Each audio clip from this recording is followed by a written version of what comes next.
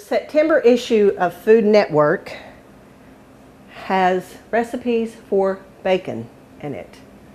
We've got Baconfest coming up in September, so if you're thinking about entering a dish into the bacon cook-off, you have to make it your own, but you can get some great ideas from this little book of 50 things to make with bacon.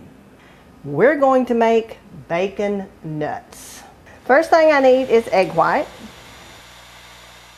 2 cups of mixed nuts.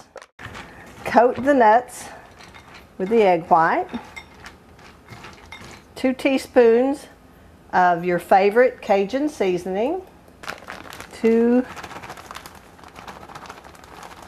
tablespoons of brown sugar, and then we mix that with 4 slices of bacon that you can crumble. I'm just going to use my trusty little scissors. I've got the oven already preheated to 325 degrees. Okay. You could let it sit there and harden, and then you just need to break them up a little bit. But I'm going to go ahead and take a bite for the camera and scorch my tongue probably, but it's for a good cause.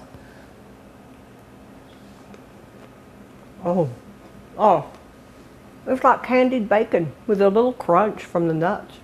Oh my gosh, this is wonderful.